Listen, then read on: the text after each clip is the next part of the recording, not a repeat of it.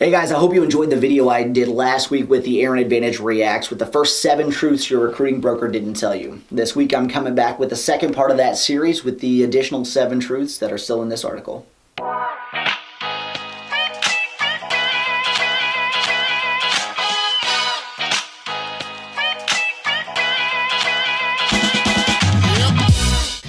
Number 8, an addiction to HGTV is not a guarantee you will be a good realtor.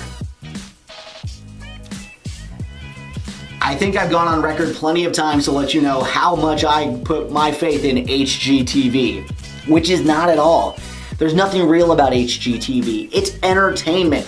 They may have some good terminology here and there and make you think that you really understand what's going on in a real estate transaction, but it's so far from the truth that it is not going to be any kind of indication of how good you may or may not be as a real estate agent. I have never in my career had anything that I have done that I can liken to a single episode of House Hunter, Flip or Flop, or Property Brothers. So just because you're addicted to HGTV does not mean that this is the career for you. Number 9, real estate is a hyper-competitive arena. This says that translated, other agents will take your clients and think nothing of it. It's a dog-eat-dog world, and just because you have a great set of ethics doesn't mean everyone else out there shares your values.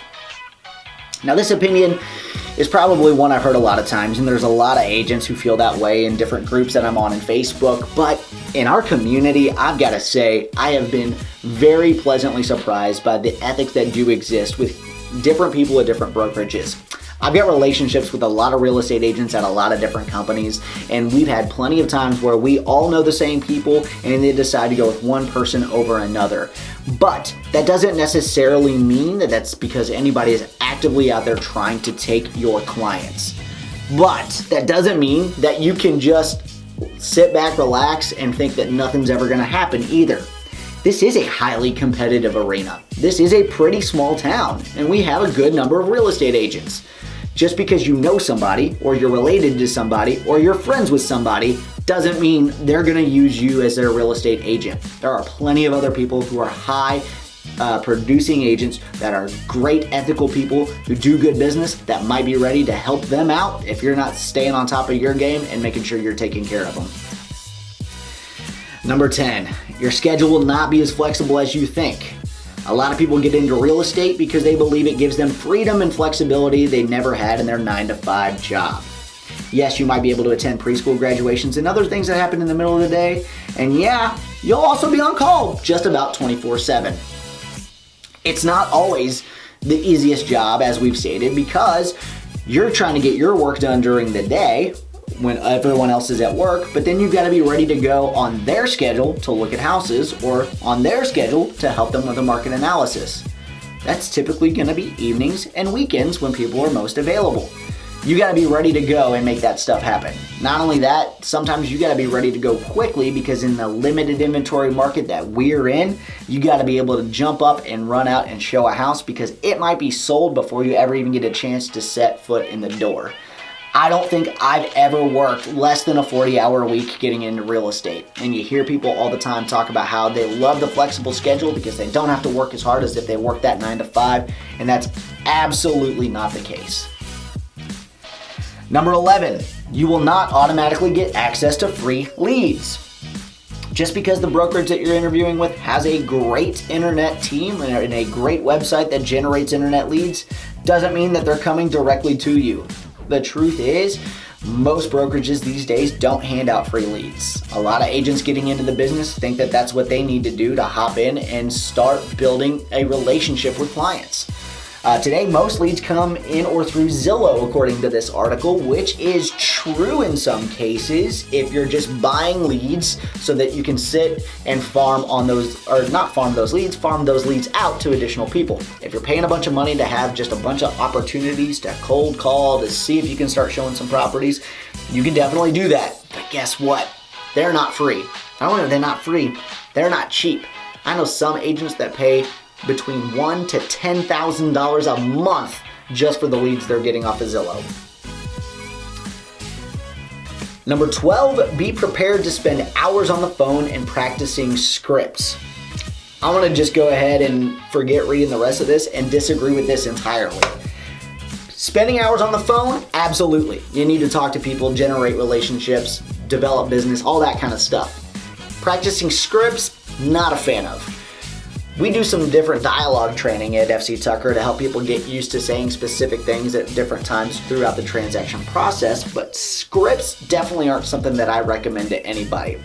If you have a scripted way of saying things, then you don't really know how to adapt to work with a person who's sitting across the table from you at times. Not only that, if you're just scripting everything you say, you may not have the ability to figure out what's the next step when they ask a question that isn't addressed in this script. Practicing is ultimately something that you need to do. And we have people practice with other agents in role plays and different things like that, because we're in a profession where the only time you really get to practice is a lot of times sitting across the table from a client. And that's not necessarily the best way to build your skills. If you have the opportunity to sit with someone else who can critique what you're saying and give you honest feedback on how you're saying it, spend as much time as possible doing that so that you're ready to go when you're out in front of the client for real. Number 3, get a box of Kleenex and keep it handy. This business can be brutal and it's not for the timid or easily offended. Your best friend or family member might end up using another agent. You might spend tons of money and time trying to sell a home that doesn't ever sell. And you might spend countless hours showing homes to clients who end up buying with somebody else. I said might on all of these, but I know for a fact that every single one of these things has happened to me over the 14 and a half years I've been in real estate. It's really not a job for the faint of heart. It is tough. It can be emotionally draining. It can be very, very hard whenever you have somebody that you like and trust and feel like would always have your back and they go and work with somebody else. I would say don't get a box of Kleenex and keep it handy. I'd say get used to having rejection, because it's not necessarily an indictment on you as a person. It's just the fact of the matter that it's going to happen to every single person, no matter how good you are or how hard you work.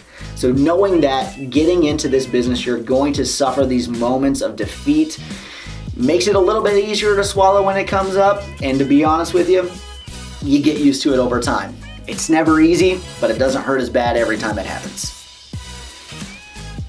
And number 4, the moment you get everything learned, the state or board will change the rules.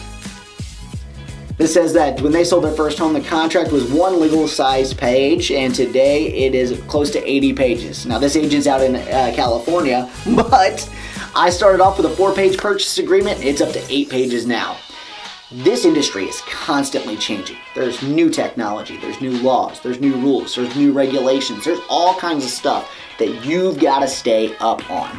Continuing education in the state of Indiana is 12 hours required every single year, but guess what? A lot of that's not really going to give you the information that you need to continue to be successful in your business. Look at the agent who's recruiting you. Look at the brokerage that they're with and find out what they do to communicate all of these changes with you and what they do to let you know all of the changes that could be coming in the future to make sure that you're trained to be the absolute best real estate agent that you can be. Hey, I hope you enjoyed this week's video of these last 7 truths your recruiting broker may not have told you. I hope you're enjoying this new video format series as well. I'm going to try to do some more of these things where I'm reacting to other articles and other information about the real estate industry. If you have any specific articles that you've read or information that you found that you'd like me to react to, feel free to send it my way.